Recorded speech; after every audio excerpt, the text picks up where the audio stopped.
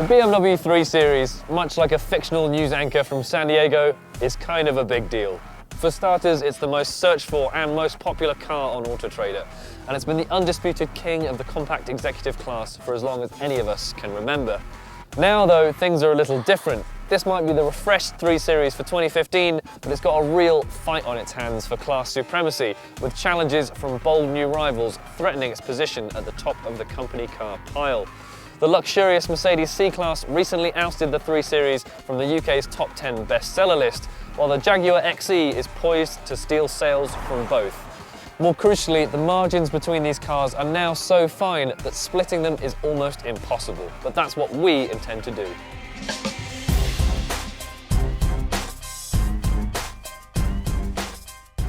We're in northern Spain for our first taste of the latest 3 Series, and we've decided to bring along 2 of its toughest challenges for a 1,200-mile showdown. We've matched each of our cars spec for spec, and we've gone for the super efficient diesel versions that company car buyers absolutely love. During our pan-European schlep, we'll be testing every single aspect of these cars before picking a winner. We have planned a killer route so that when this journey's over, we're going to be able to give you the definitive verdict on your next compact executive saloon, whatever it is you're after.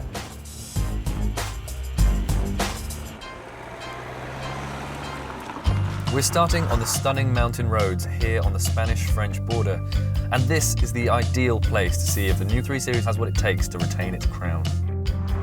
Now, we all know nothing much good comes from resting on your laurels, but before the launch of the current BMW 3 Series, one of their engineers told me that the car was already so good to drive that they only had 2 development targets.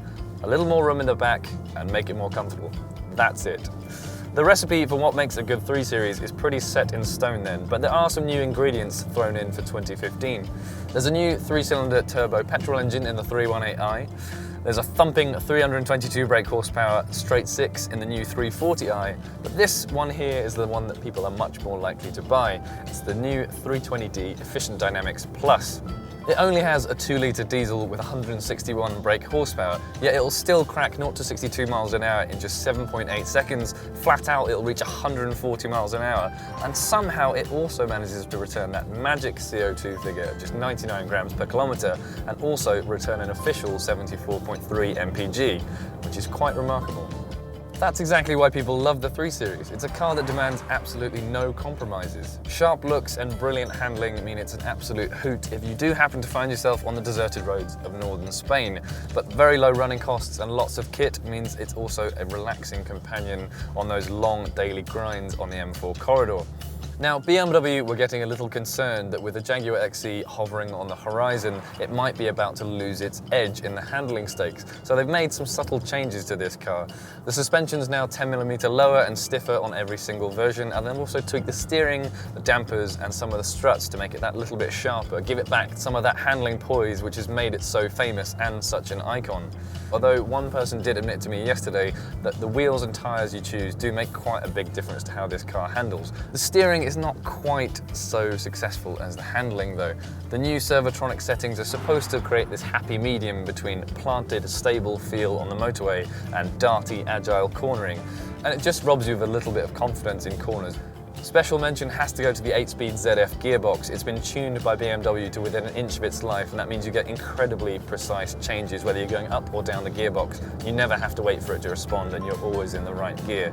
However, is all that going to be enough to carry the 3 Series over the line against new competitors like the XE?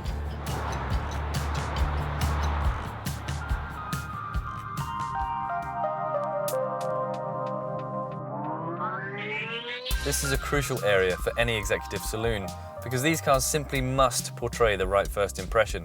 But what exactly is it that gives a car its image? Well, it's pointless us talking about looks or brand identity, because everyone has different tastes. What people do and don't like on both counts is very personal indeed. Although, the Jag is brand new, which does give it a certain wow factor that's missing from the cars we've watched develop gradually over decades. We'd say that interior quality is a much more tangible measure of prestige, and here the Jaguar falls a little short of its rivals. It's a much closer race between the BMW and the Mercedes, both of which feel a good bit posher than the Jag. But for outright swank factor, we'd say the C-Class just about edges it for its sense of occasion.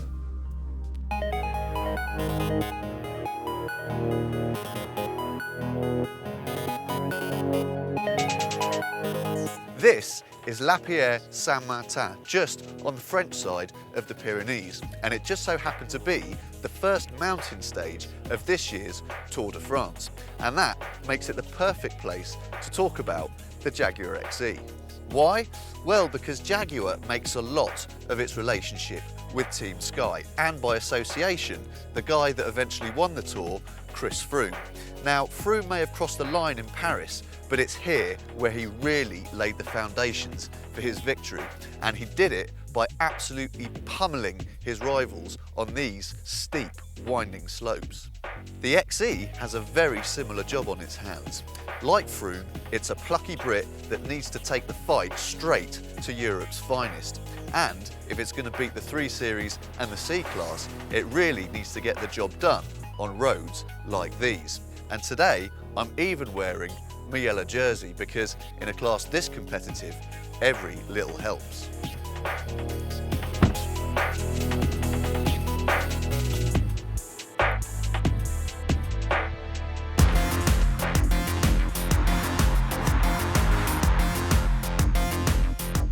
On paper, the Jag should have the tools to excel on roads like these. It has a more sophisticated suspension than either of its rivals, and much of the car is made from lightweight aluminium. In truth, it's not actually any lighter than the competition, but my goodness, is that suspension effective. The car just flows effortlessly along these twists and turns, thanks to sharply controlled body movements and bullish grip, and a wonderfully balanced, fluid feel. The real clincher though is the steering, which is fast, accurate, and packed full of genuine feel. It feels more intuitive and engaging than the BMW steering, and that on its own is enough to make the XE a more pleasurable car to thread along winding roads. The XE is now the handling benchmark in this class. Perhaps even more impressive is the fact that the Jag actually rides more comfortably than the BMW as well, especially at low speed. It's only a very slim difference, but nevertheless the XE is a very civilised way to travel, whether you're crawling through traffic or blatting up and down motorways, and you get all this ability without having to spend extra on fancy optional suspension. However, while the XE has the measure of the 3 Series in a number of dynamic areas, it simply cannot compete for performance.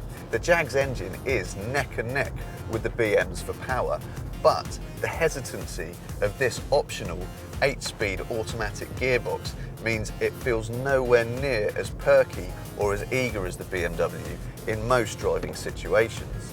The Jaguar's engine could be quieter as well, but it's still more refined at a cruise than the one in the 3 Series, and it's on a par with the one in the Mercedes. The thing is, for all the XE's dynamic ability, that alone isn't going to be enough to convince buyers as demanding as the ones who drive compact executive saloons. This car simply needs to be as pleasurable to live with as it is to drive. After a day spent on the mountain switchbacks, we headed north, down the narrow passes to the foothills of the Pyrenees, pushing on northeast to our overnight stop in Toulouse.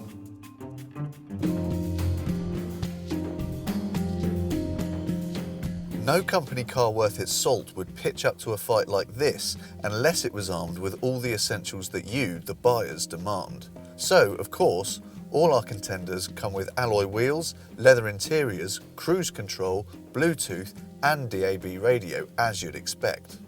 They're also all fitted with sat-nav. The C-Class, which remember is the cheapest car here, is also the best equipped. In sport trim, it has all-round parking sensors, a reversing camera, split folding rear seats and 8 airbags dotted around the cabin, plus that set of brilliant crystal clear LED headlights. Jaguars used to be palaces on wheels, but the XE is no better equipped than either of its German competitors, although it does have more clever safety kit like autonomous braking and lane departure warning. Heated seats are a telling omission though. In this spec at least, the BMW probably brings up the rear.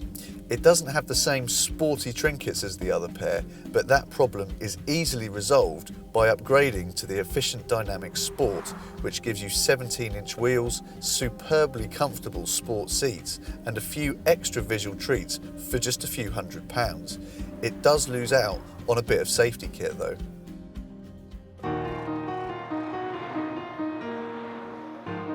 While the BMW and Jag are battling it out to be the sportiest saloon, the C-Class is actually quite happy being the wafty, comfortable one. The car that will transport you vast distances in a very civilised, grown-up way. We have a lot of miles to cover on this trip, so having that relaxed approach is going to be quite the tonic to the red mist driving in the mountains. And after all, this C-Class now looks more like a miniature S-Class these days, so why not behave like an S-Class? The question is it effective? Well, despite the cruise liner character of the C-Class, it doesn't actually feel any more comfortable than the other two cars here, especially in the sports trim level, because the lowered suspension actually makes life and the ride quality a little bit knobblier than it otherwise would be. Without quite the thrill factor the BMW or the Jag give you, it still handles faithfully and securely, and there is loads of grip, but the steering does feel a bit vague, and there isn't anywhere near as much body control. That said, you don't really notice these things when you're cruising up and down a motorway or commuting to work. What you will notice is just how solid and how right everything in here feels. The cabin quality is amazing, the seats are really comfortable, visibility is excellent, and there are myriad safety features going on to ensure you never put a wheel wrong. And when you're spending hours behind the wheel in one of these things, all this stuff matters. Another thing that matters is refinement.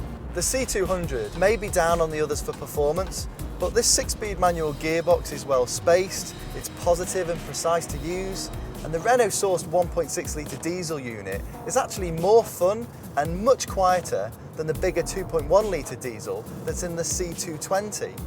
Sure, I might be losing a bit of exit speed in some of these corners to the other two, but it never feels underpowered, and in day-to-day driving, you'll barely notice the difference.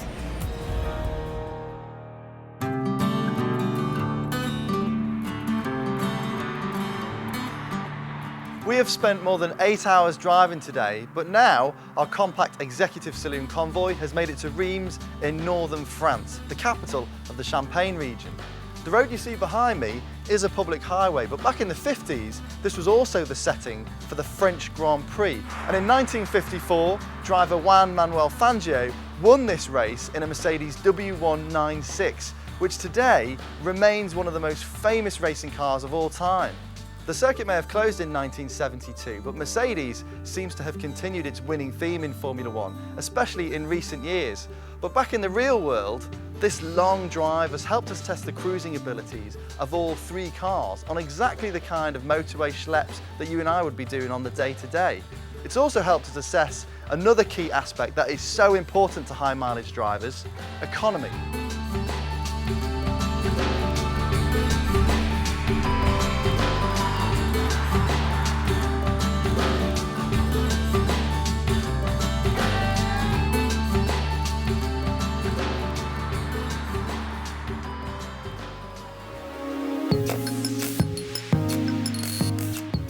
The 600-mile drive from Toulouse to Reims, with a mixture of motorways and fast A roads, gave us the perfect opportunity to test just how frugal these cars are in the real world. Each of them has a maximum efficiency mode, so after brimming the tanks with diesel and then resetting the trip computers, we set them all up to see which could go the furthest. But forget the official data, what did we actually manage to return while driving the length and breadth of France? Well, after crunching the numbers, it was the C-Class that proved to be the most frugal, returning 51.3 miles per gallon, pipping the BMW by a hair at 49.9 mpg, but both well outlasted the Jaguar, which managed a disappointing 44.4 mpg.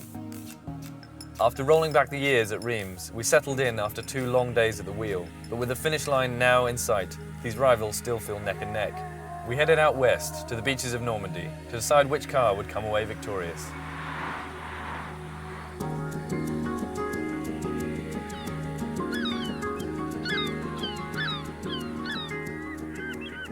So, after 1,200 miles, umpteen cups of coffee, and it has to be said some fairly ropey hotels, we've arrived here at the beaches of Normandy.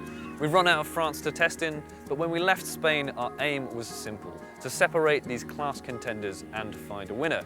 Now, this is going to sound like a massive cop-out, but honestly, the perfect compact exec would have the engine and gearbox from the BMW, the plush, luxurious cabin of the C-Class, and the poised handling of the Jaguar.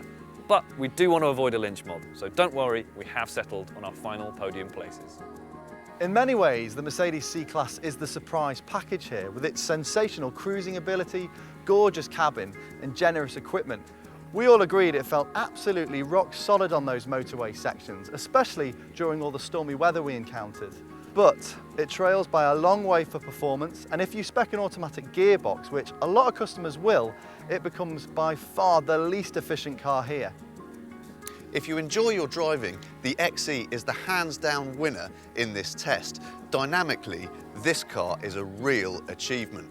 It rides and handles beautifully on its standard suspension, and at cruising speeds, its engine is quieter than the BM's. However, it is consigned to second place due to the so-so cabin quality, the tight rear space, the strangled performance, and the comparatively high running costs. A short spell with the engine stuck in limp home mode really didn't help either. In this company, it's truly impressive that the 3 Series retains its crown. Be in no doubt though, this was a points win, not a knockout blow. The Jaguar has its number when it comes to handling thrills, and the C-Class has raised the bar for perceived quality. The BMW though is the cleanest, it's the fastest, it has the lowest running costs, and it has the best powertrain by an absolute mile. It may no longer be the emotional choice, but due to its all-round abilities, it's still the right one. So, the 2015 vintage BMW 3 Series kept its nose in front of the chasing pack and cemented its place at the top of the pile. But there is a brand new Audi A4 just around the corner. Now, to see whether that car has what it takes to topple all of these, click on the link to our first drive video.